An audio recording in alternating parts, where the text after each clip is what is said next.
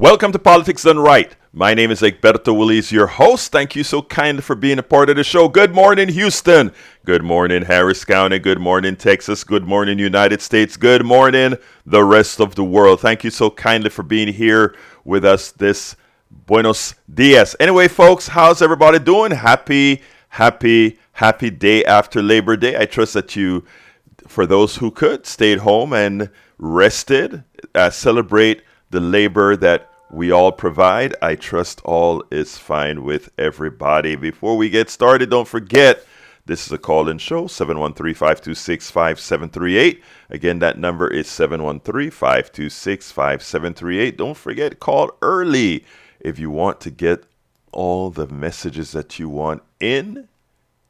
Why? Because this is your show. We have a great show for you today. But before going to the show, you know what we do first and foremost, and that is to go to our geniuses in the control room. Howard and Jack, buenos dias, mi hermanos. Good morning, my brothers. Well, you keep saying geniuses. I haven't seen a darn one of those around here. Just Well, two schlucks came in to whoa, push whoa, buttons. whoa. I was ready for the pushback this morning when you said that. Only geniuses can keep the tin cans and strings up and running over 100,000 watt transmitter to ensure that our voices are heard throughout Southeast Texas, the second biggest state in the country. So, brothers, as far as I'm concerned, you're all geniuses. Anyway, what's the word of the day? Ladies and gentlemen, 100,000 watts. Hey, you took my mic away. Hey. Ladies and gentlemen, 100,000 watts. Egberto's blowtorch for Houston. Now, here's Jack with some wisdom. Morning, Egberto. Buenos dias, hermano. Okay, here we go. I don't believe in heaven or hell. I won't be ruled by the devil or divinity. I'm a free natural spirit having a humane experience. I love that. Okay. Profound. I'm one of those spirits with my foot caught in a bear trap here. I'd rather be profound than profane. Well, okay. I don't know where to take that. Where should we take that one, Howard? Introducing Egberto Willies with a great show for today. That's All where we're gonna right. take. Let's get busy. Title of the show today: Ramaswamy morality display. Bernie gave Ali Velshi the correct narrative, and the labor movement. Vivek Ramaswamy made it clear that he has no moral compass. Bernie Sanders got the message perfectly right with Ali Velshi, and you know what, folks? The labor movement is reopening. And, before we get started, let's remind folks that there are many ways to get the show. First of all, you can tune in to 90.1 FM Houston on that old dial like we used to in the past and now still in the present. You can also go to stream it at kpft.org and just click that listen button. But when you're there, remember, if you want to keep our fund drives to a minimum, anytime you go there, if you have a few pennies that you say, I want to make sure this station stays on air, go ahead and push that donate button and support the program. Always do remember, select Politics Done Right as a program you're supporting to make sure people know that, yes, you are listening to this show. You can also download the TuneIn application from the Android App Store or the Google App Store or the Apple App Store. Search for Politics Done Right, and you're there. You can watch it as well at facebook.com/KPFT Houston. Facebook.com/KPFT Houston. My workout shirt today is the Trek Volkswagen t-shirt, or actually it's the cycling shirt. Remember, one of our callers called and said, Volkswagen, do you know what that means? It means the people's car. Okay, I didn't know that. I learn from my peeps all the time, and if that's the case, I don't have a problem with the people's car. Anyway, you can also reach us at politicsdoneright.tv. Politicsdoneright.tv. That's how you reach us on YouTube. And you can get our podcast with all the outtakes, intakes, all the takes, etc. at politicsdoneright.com/podcast. podcast, politicsdoneright.com/podcast. So as you see, there are many ways for us to interact, communicate, etc., etc., etc. If you want to send me a message to tell me you like the show, you hate the show, you want us to cover something, you don't want us to say, whatever you want to say, you can send me an email at kpft@politicsdoneright.com. That is kpft@politicsdoneright.com. And don't forget to give us a call, 713-526-5738. Again, that number is 713-526-5738. Again, folks, remember, this is tu programa. This is your show. Anyhow, let's go ahead and get started. But, I want to say something because, like I said, everybody has the ability to change a show, etc. And the person who did that this morning, the first person who did that this morning was Howard, because Howard said to me, hey, did you read the 700 something bills that different laws that got passed? And I said, I know some of them, but no, I didn't go and read the list or anything like that. By the way, where'd you find it? So as I'm talking to him, I went ahead and pull up, the Mighty Tribune, which currently are going through some issues, but the Mighty Tribune.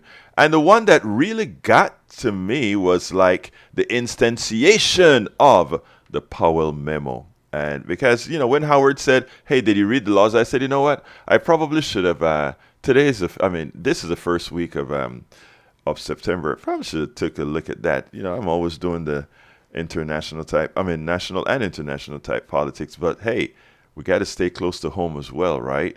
And since we've been hearing about all these laws throughout the year and we've been talking about them, I didn't quite look at the list, but Howard kind of triggered me to do it. And there's one that stood out, and it's one that says changes to the university tenure policy. And folks may say, why concentrate on that one? Because there's a certain sinisterness to this particular law. Change to the university tenure policy says Senate Bill 18 solidifies university tenure policies into state law, placing more power over tenure approval and dismissal policies into the hands of lawmakers rather than individual university systems.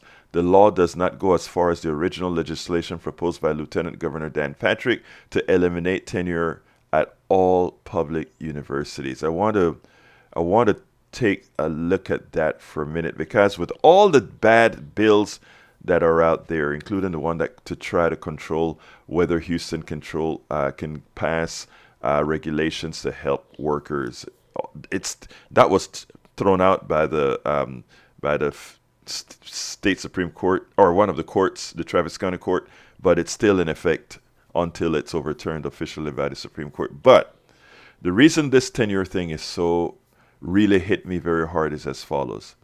You know what I believe and what I think most of us should believe about teachers, most important profession. They move knowledge forward. They make sure that we are educated, etc., etc., etc. They do all these important things. Whether you are a teacher in primary school, elementary school, high school, middle school, universities, whether you're a teacher preschool, you are the most important person out there keeping knowledge forward on this planet, period, bar none. Absent you, we stay stagnant. But you would want to ensure that those of us who have the ability to control, to inform our minds, can do so truthfully without fear that something can change what's being taught. And by having laws that now put themselves into the educational system as far as tenure, every professor wants tenure at a university, and to ensure that the university just can't throw them out when they are a bit controversial, truthful, or go against the system, if you will. What Dan Patrick, Abbott, and the Republican legislature is saying is we are continuously becoming more authoritarian. No longer do you have the freedom to teach the truth. You must teach what we consider not even necessarily the truth, but what we say is okay to teach. Again, there are 700 something laws passed. Why am I concentrating on this one? This is dangerous. This is dangerous. It modifies what professors and teachers would otherwise tell children. Just like in elementary school and so forth, they can no longer teach real history because it would offend not the kids, it will offend those who are fearful of what the kids would learn and what the kids would think about the system after they've learned. So I want you to be all cognizant of this. And why this is important is when we reverse this state, when we turn this state into a state that believes in real laws and believe the people, there are a lot of laws that must be passed to turn things around.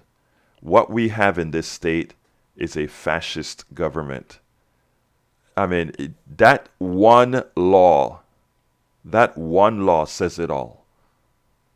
That one law says it all. So please remember, folks, please remember we have a lot to do. And we have to understand what's going on here. So before I even say anything else, I want to thank Brother Howard for kind of triggering me to have this quasi-monologue on this particular issue.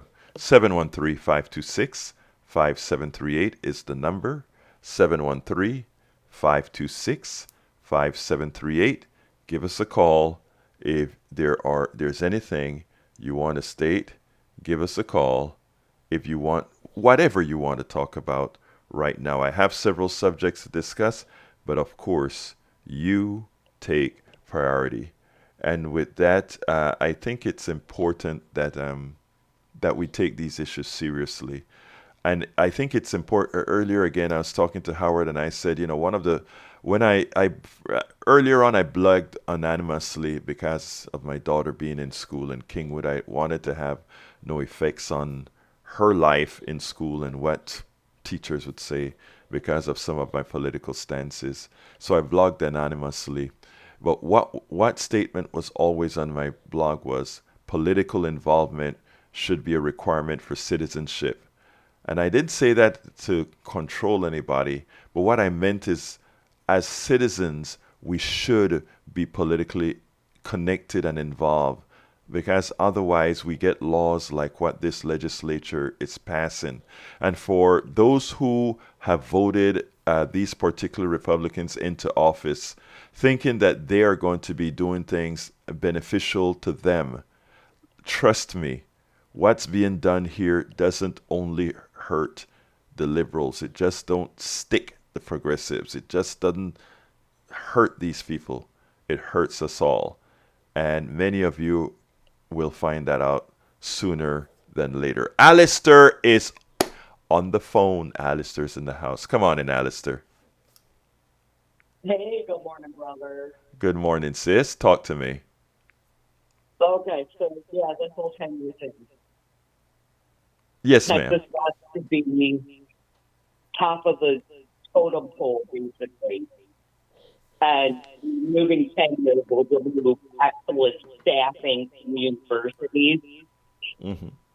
We can kiss our football goodbye. We can kiss our academics goodbye. And like you said earlier, there's danger in it.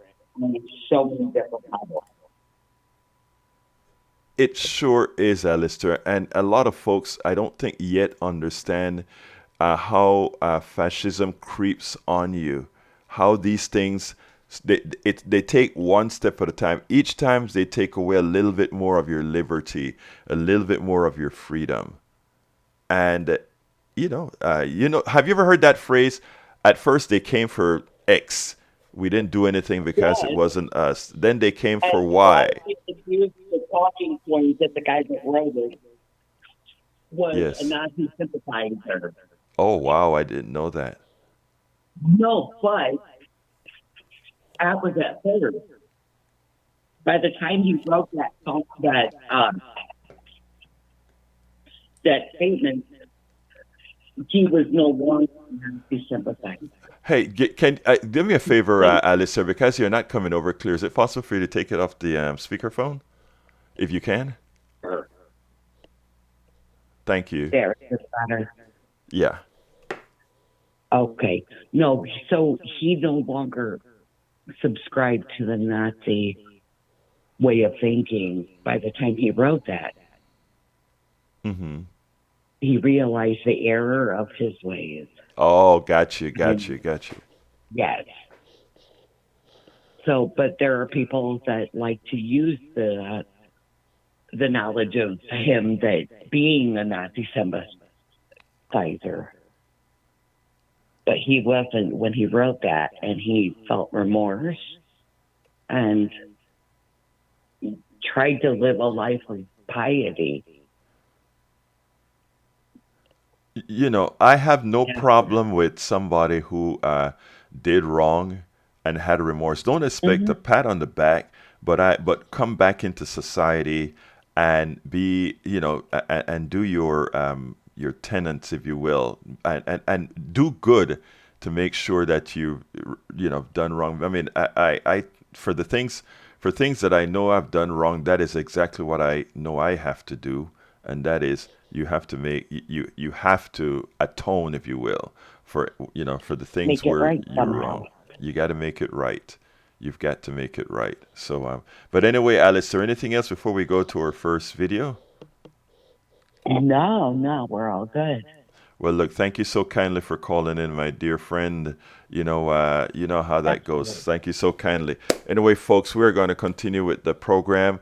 I want you to listen to the reason I'm bringing this one up with Vivek is because I want you to see the constancy of the message, the ability to bloviate, and with that, an inherent danger. Check this out, and then we will take it on the other side. George Stephanopoulos had presidential candidate Vivek Ramaswamy on his program today. And first of all, there was a lot of bloviations. He asked some very specific questions, but Vivek continued to elaborate on every questions with things that made no sense, things that made him as Trumpier than Trump. That's what he used the platform for. In other words, this interview was used for Vivek to tell Trump supporters, I am going to be just like Trump, but you know what? More Trump-like. I will be Trumpier than Trump. That's what he wanted to show. And to some extent, George Stephanopoulos gave him too much latitude to go out there and preach a new Trumpian message. But you know what I did? I went ahead and cut all the bloviation and get down to his specific answers to show the kind of caricature that he is, to show that the lack of moral compass that he has. So I want you to listen to this and also listen to Senator Tim Kaine's response, which was concise and perfect. Check this out. We'll take it on the other side. Back in January 2021, you described President Trump's actions then as abhorrent. What exactly did you find abhorrent about his actions around January 6th? I would have handled that situation very differently than Trump did. But I do draw a distinction, George, between bad behavior and illegal behavior. Was it wrong for the president to create slates of phony electors? I think that there were a number of bad judgments that were made. Frankly, if I were the U.S. president, I would have never let it get to that place. You didn't answer my question. Was it wrong to I would create not slates have. of phony The electors? answer to your question is no. I would not have nominated phony slates of electors. Was it wrong to encourage the mob to storm the Capitol? I disagree with that characterization. Is that what I would have done that day under those circumstances? No. Refusing to turn over classified information after he was met with a subpoena, moving that information, sharing it with others. You find nothing wrong with that behavior? There's a difference between a bad judgment and a crime. You find his actions abhorrent around January 6th. You said he was wrong to take the classified information. You said you would not do that yourself, yet you still say you would vote for him for president. That's what I don't get. George, I said what every Republican nominee said to make it on that debate stage, that we will actually support the Republican nominee from our party. What I've said is clear. If Donald Trump's the nominee, yes, I will support him. And if I'm the president, yes, I will pardon him. So your bottom line is that you would vote for a convicted felon because other people are voting for a convicted felon?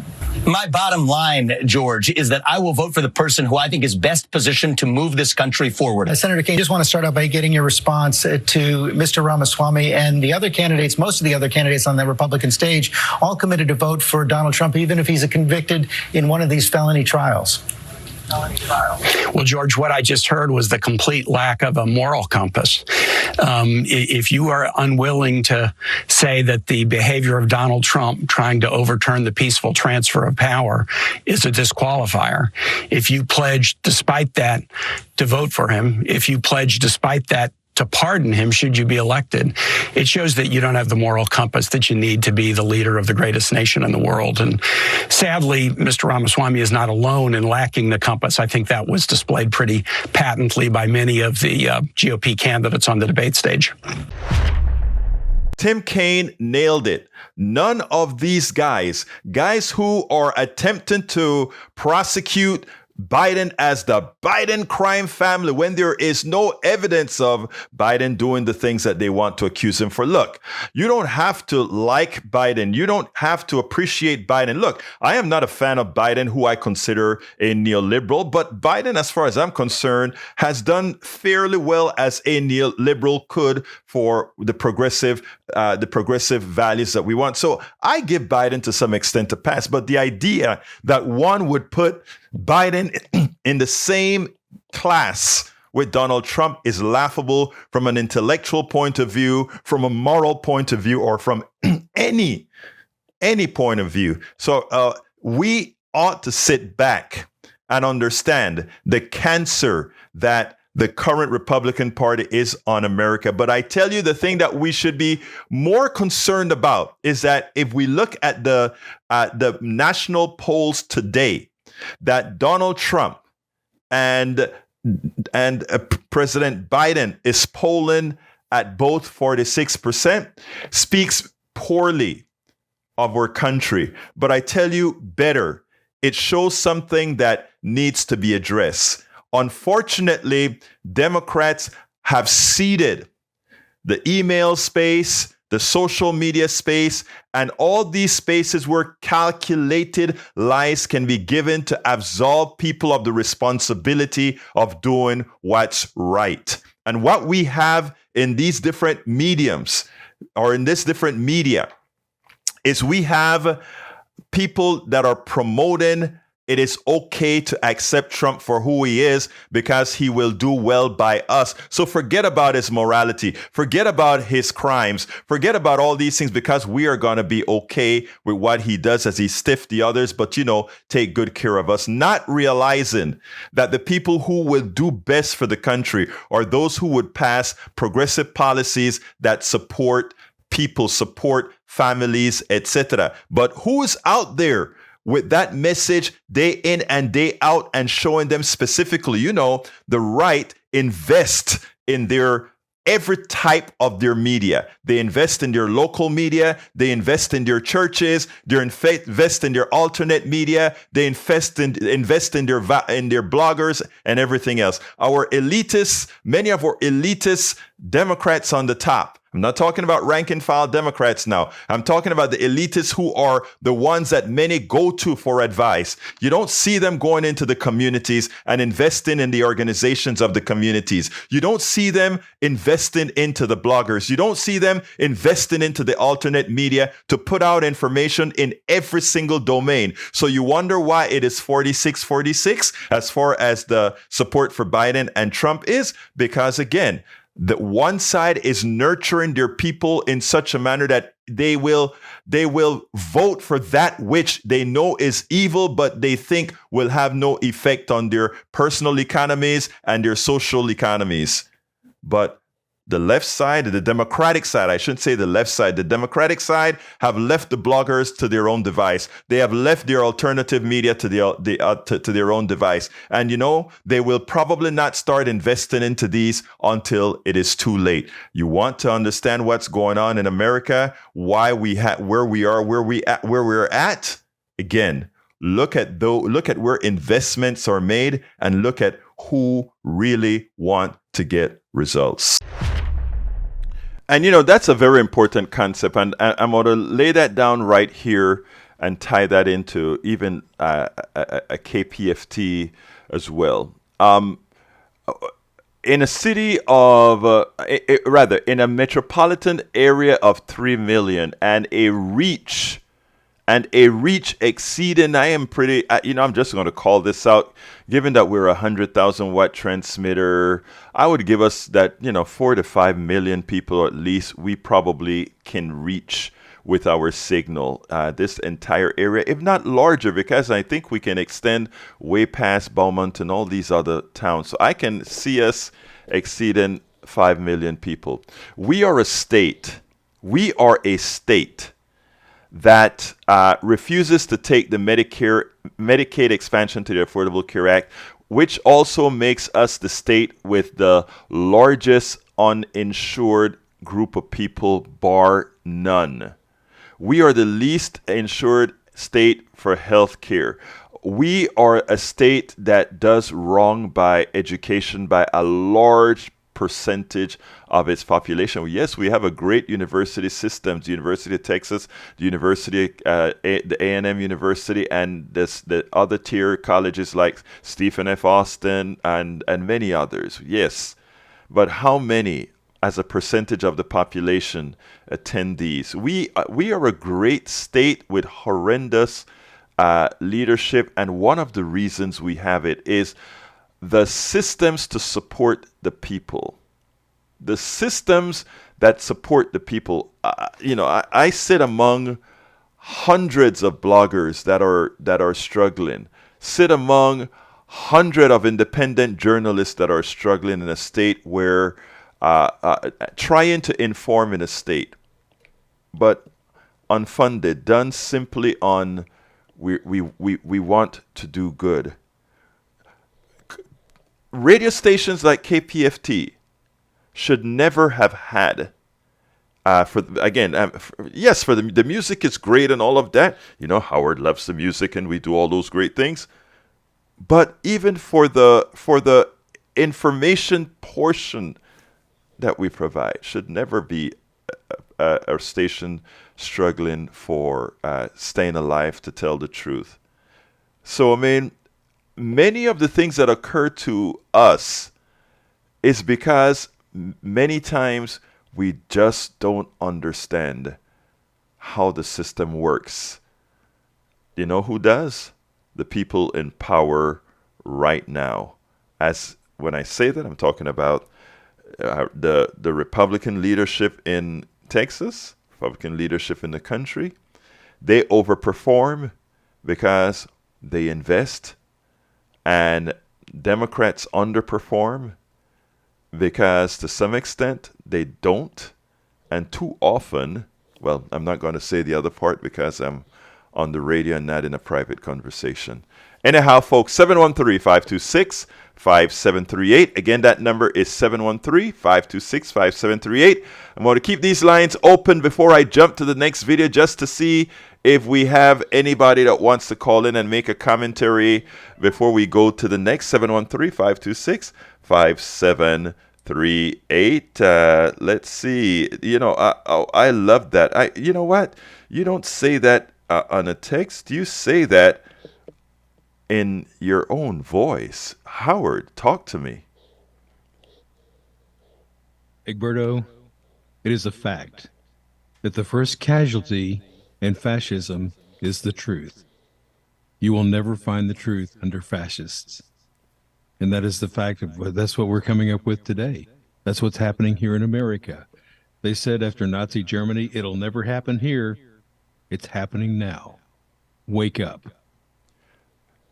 Couldn't have said it any better, my brother. Could not have said it any better. I want you guys now. I'm going to wait one more minute before I go to my 6-minute video. 713-526-5738. Again, that number is 713-526-5738. To all my great listeners out there, please don't wait till the end to call if you have something to say, because I really want to hear your entire thought. And when you all wait till the end of the program to call in, I am forced to kind of move things along, and it's not fair to you at all. So give us a call now, 713-526-5738. One more time, 713-526-5738. Anyhow, folks, it seems like we're going to have one in a second here, so I'll kind of bloviate. Well, I don't bloviate. I'll kind of talk to you for a while. I think it's important for us to understand that these are serious times, and I know it's too often it is cliche that everybody always say things like this is the most important election in your lives, and we've been saying that I think 3 election cycles. This is the most important election in your lives, and if I want to be very honest about it, I have to tell you that each time those statements were made, when you were told that this is the most important election in your life, those statements were true. It's just that we have so much more that we have to get done. So come in 2024, my brothers and my sisters, it will be the most important election in your life, because we continue to be at a tipping point. We're at a point where we also have to talk to people we think we wouldn't want to talk to because we think they're on the other side. Well, I'm going to tell you my own thoughts. I think everybody is on my side. I believe, and I say this without hesitation, and that's why I speak to everybody on all sides, because I consider everybody to be on my side. Let's jump to line number 1 with Johnny. Johnny, the mayor of Politics Done Right. Come on in, sir. Mayor McCheese, please.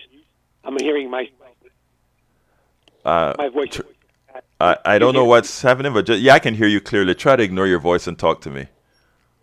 Okay. To Donald Trump, George Santos, and fake Ramaswamy have in common? I know you're going to tell me because I can't guess it. My mind, it's too early in the morning for me to guess that. Okay. They're authoritarian. They have stolen and continue to steal from people. They're pathological liars whose moral compass and other compasses are in a constant state of spin, and they're not economic populists, Bernie Sanders. They're not even Joe Biden. That is very true.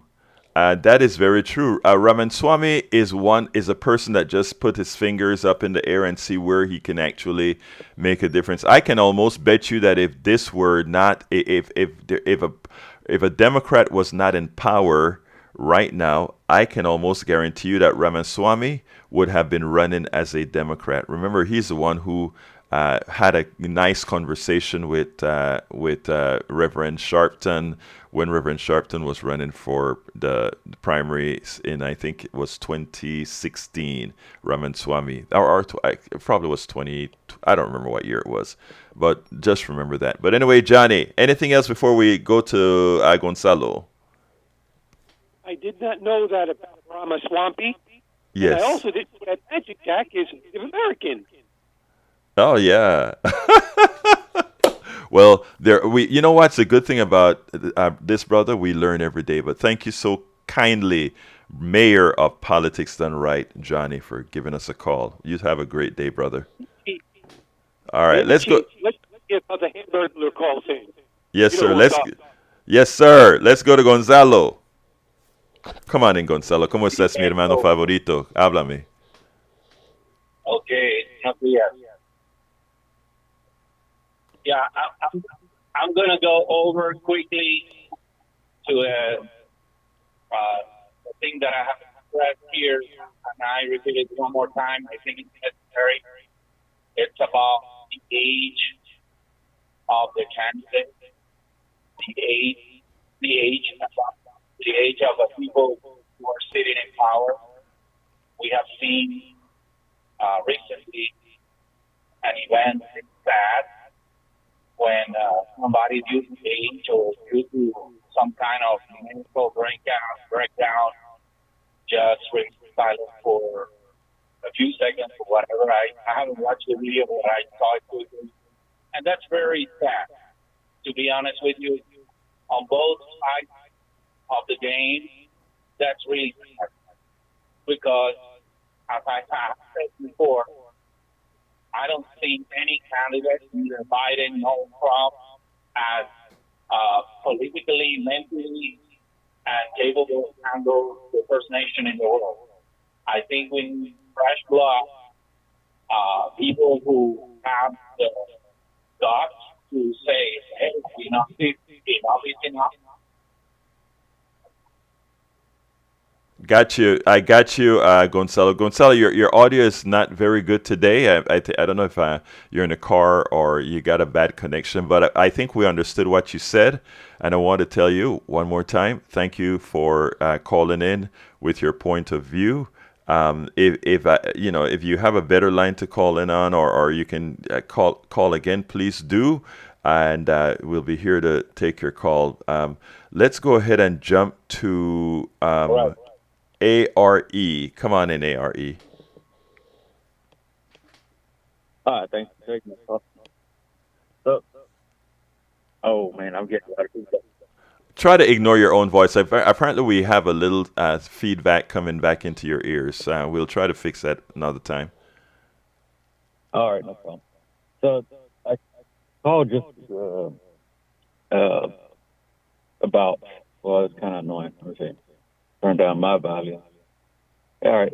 So I called about a few weeks ago in regards to the old saying, pull yourself up by the bootstraps, which I don't agree with. But myself, growing up in Hidalgo County, one of the poorest counties in the country, single mother, held 2 jobs. There's a lot of statistics that says I would have been not successful.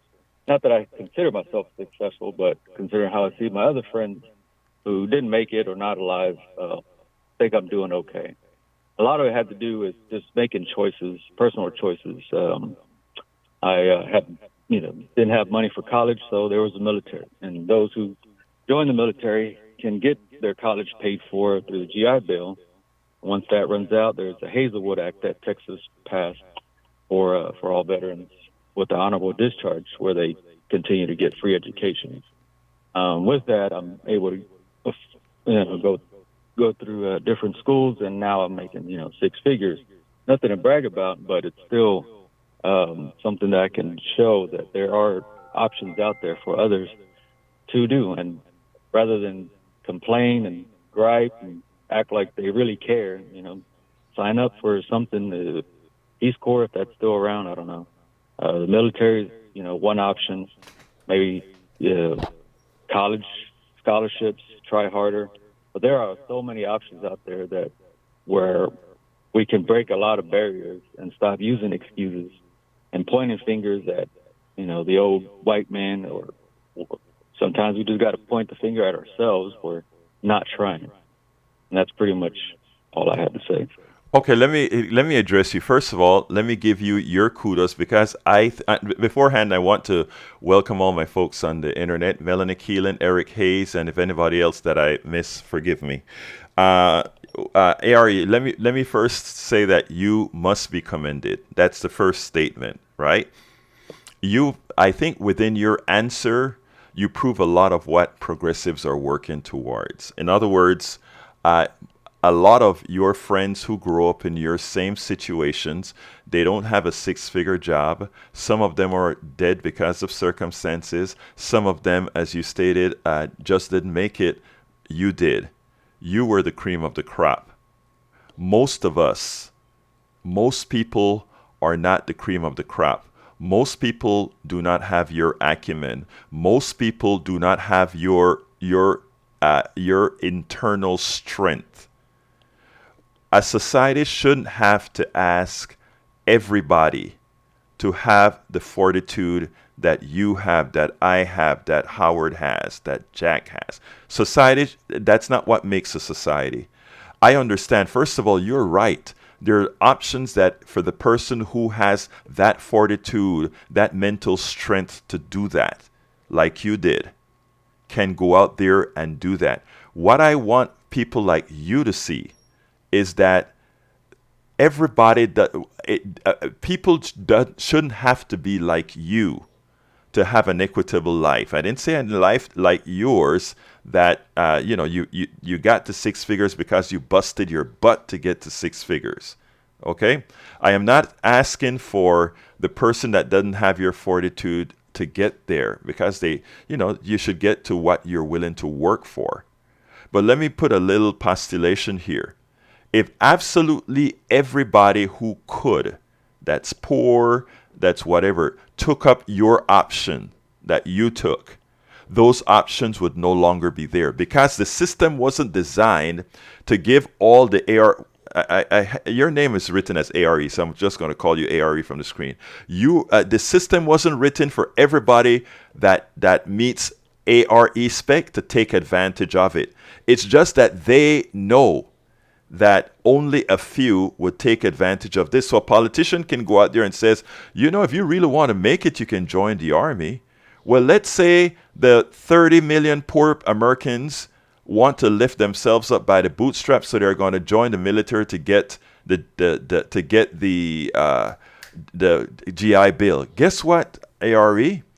The military cannot take 30 million people. So it's only because of scarcity that they know that people, not all, very few people are going to take that option, why it's there. What we are asking for is not complaining. What I'm doing when I talk about progressive issues is not about complaining.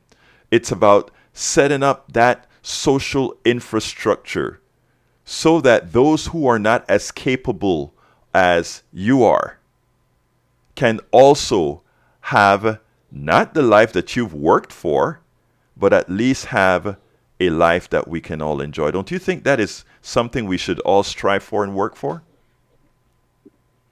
Well, I understand there's different expectations for people. I guess, let me put it this way. I don't have a blue-collar job. It's a labor-intensive job. It's a union job. Right. And people see and they say, oh, man, you make a lot of money. My first response is, well, what's a lot of money? Depending on their circumstance, their situation, if they're married or single. If you're single right now, trying to make it, $15 is okay. But if you're married with 3 kids, $15 is not going to cut it. No way. So that's my reply, and they say you're right. And I've worked in jobs where making minimum wage, and I worked in jobs, making over $100 an hour. Mm-hmm. And it usually comes down to budgeting, because around the coffee table or lunch break, there's guys, the women talking about the same thing. Oh, I can't afford this mortgage. I can't afford this ski boat. I can't afford, this light bill. What comes down is poor budgeting on that individual, whether they make $20,000 a year, $12,000 a year, or $120,000 a year. I think budgeting is pretty important.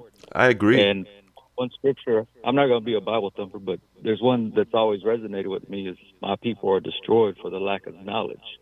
True. And there's a lot of knowledge out there that we have access to, and some keep it to themselves, which I know you're familiar with, or you talk about a lot. And that's not right. There should be a fair distribution of information on not just, education, but taxes, mortgages. What does it take to start a business? There's a lot out there, and there's a lot of mentors out there that are willing to help. And I've mentored a lot of, men and women of all different backgrounds. But I've always come across that one that just, you can lay that golden road. Good. Yeah, I know what you mean. Yeah. and they never follow. They don't. Or I see it more in this generation, or the younger generation, I'll say, where thinking if they put a TikTok up and they get 1 million views, they're going to get paid, and that's probably more detrimental than anything right now, because they're just sitting for a check to fall in their lap. I'm not talking about the so-called welfare mom or the deadbeat dads or anything like that. It's just like, wow, they have no reason, no motivations to get out and apply themselves just to work at a store that's hiring right down the street. But something. They keep they'll complain and say, "How come I'm not getting this?" Well, I think that's a personal choice, and we're not going to fix it in the radio interview. But I don't know. I just wanted to share that. No, let me just tell you that you're correct. Let me tell I there's nothing that you've said that I can disagree with. The only thing that I ask of people like you is to take it one, it's an ask to take it one step further. I just love that you brought up the TikTok thing, right? Because in a demonstration, in a society that has become very performative, it's not hard to understand why this generation themselves are performative. Look at Congress. It's performative. Look at our leadership right now. It's performative as they do wrong. So, I mean, there's a lot to talk about, but I really appreciate your call and what you have to offer. And like I said, the one thing I want us all to have is empathy and to understand that from the basics of our educational system, that is where it all starts. If you haven't learned civics, if you haven't learned, you talked about budgeting, if you haven't learned about budgeting, if you haven't learned about all these things, you can't then, really castigate a person who our society has failed to instill those values in. That you received it means that you are, in fact, exceptional. And I don't mean that as just a brown nose. I mean that you have to understand that a lot of people aren't. So anyway, anything else before I go to the next subject? I could be exceptional. This is my humor. I could be exceptional 1 minute, and I can be throwing up in a ditch the next. So all of us, sir. All of us, sir. Thank you so much. Congressional Medal hero. I can show you a bum. I got you, brother. I don't know. That's human. Brother, let me tell you one thing before I go. You know what you just said? We're all human, brother. We're all human. You have a great day, sir. Thank you. You too. All right. Thank you. All right. Anyway, folks, let me see. I'm at 47. I'm going to wait 30 seconds for a call. If not, I go to my 6-minute video. So 713-526-5738, 713-526-5738. Call in once, call in twice, and I go to my 6-minute video. Last one, and the others you can get by going to politicsandright.com/newsletter for the parts of the show that goes uncovered. Here we go.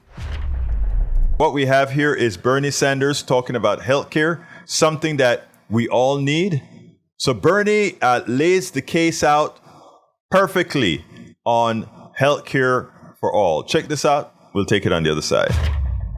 You and I have had many talks about the universality of healthcare and why it's so weird that America doesn't have it. We made some people say a very big step, but in the grand scheme of things, it was a small step with the prescription drug discussion, taking these 10 prescription drugs and allowing Medicare to negotiate for them the same way Costco negotiates for a better price on peanut butter because they're a bulk buyer. And everybody's out there calling it communism and socialist price fixing and all this kind of stuff. It's a little step. It's a meaningful $50 billion step, but it's a little step.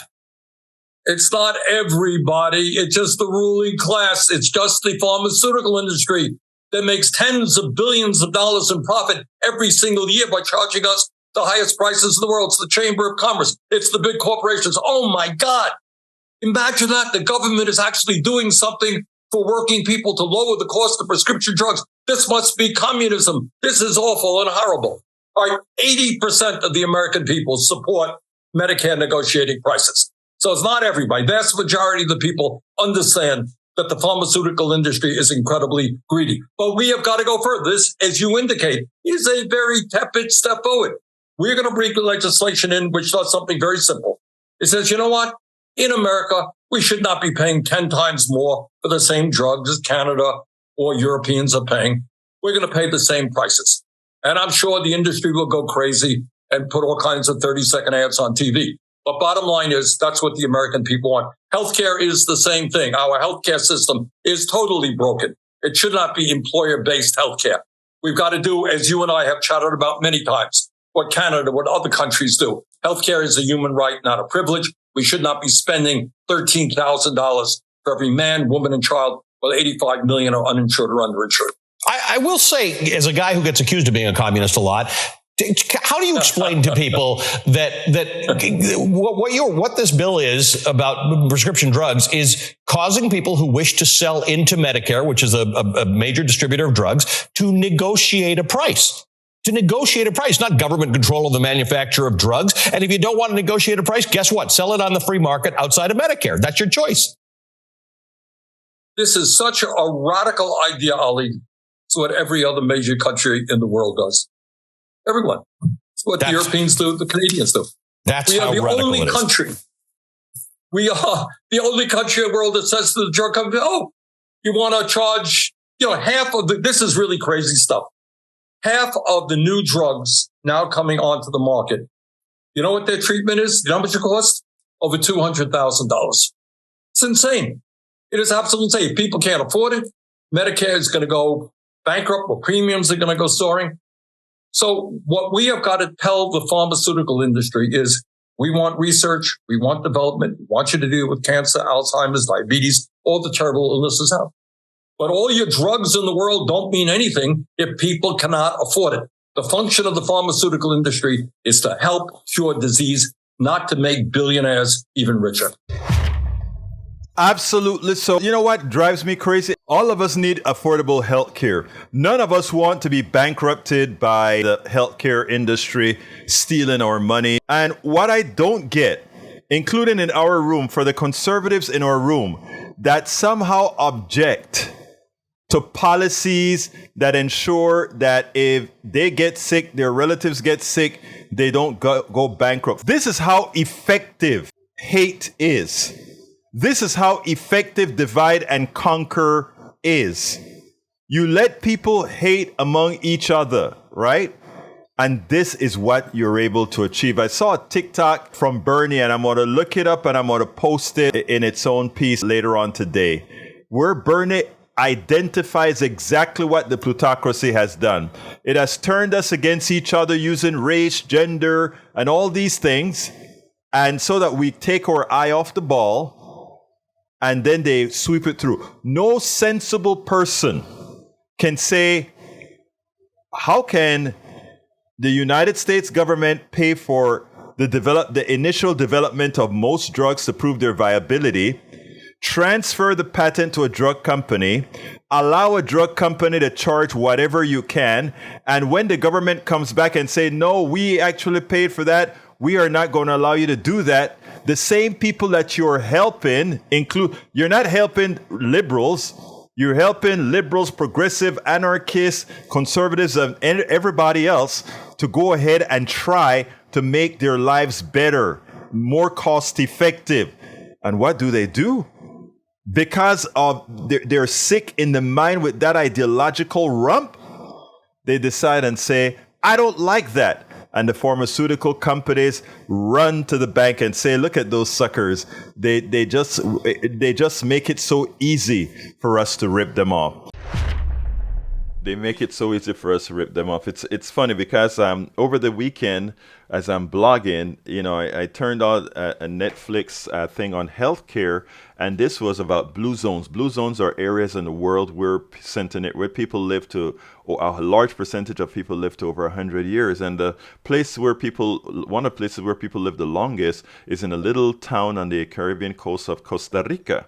And in Costa Rica, what they have, the government has its social medicine, and what they do is they send people out to everybody. Everybody sees a consultant doctor every year at least once. They send people out to check on people's health and see what they need. And it was amazing because their healthcare costs is 1/10 the healthcare cost in America. Everybody has healthcare, but it's 1/10 the cost. the country right next to mine, Costa Rica, I'm in from Panama, their implementation has been such that people live longer, people are healthier. They don't just think about it from the time people get sick. They talk about nutrition programs for the kids in school. The whole works. A country we like to call a third world country. Well, Costa Rica, with spending 1/10 per capita that we do, have kept their people healthier. In America, you have become nothing but a cog for profit of a few rich folk and corporations. I hate to repeat that, but that is what we've become. Well, folks, we're coming close to the end of the program. So without further ado, I want to throw it right back to the control room so my brothers in there can have the last word. Guys, what you got to say? I think it's very important for everyone to read what the Texas legislature has passed, all these laws. One of them is using Texas roads to thwart abortion attempts. Now, just exactly how they're going to do that, I don't know. Are they going to set up checkpoints and pass out pregnancy tests? For heaven's sakes, it's looking a lot like Nazi Germany to me. Yes. All right, I'm going to pass it on to Jack here for some wisdom, and I'm going to clear my throat. Jack. The state refused expansion of Medicaid to the Affordable Care Act, leaving many people without access to health care. This is mean. Yes, it is. It is block health care for the rest of the most vulnerable people, to block it from them. That's not good. It's un-American, it's unpatriotic, it is all those negative things. Eric Hayes said, what is blue zone population and diversity of its America is not even comparable. Actually, the blue zone the reason I did Costa Rica and not Greece and the other blue zones that they found is that it's very diverse. The two parts that were very diverse is Punta Loma, California, and Costa Rica. Those were the long living zones, and Costa Rica was a place where they spend 1/10 the amount of money on healthcare that we do. Anyway, folks, I got to get out of here. My name is Egberto Willis. This is Politics Done Right, and you guys know how I end this baby. I am what? Out! We spend a lot of time deconstructing the news, trying to parse it into a form that everybody can understand. We try to find those little nitpicks where it flies above the fray, etc. If you really like these videos that we do, I want to ask a big favor. Please go ahead, number 1, subscribe to our channel, and number 2, please join if you can. Thank you so kindly for watching. Keep watching. Please remember to share. We must populate the entire internet with our progressive message, a message that we know is what most Americans say that they want. So help us, please join.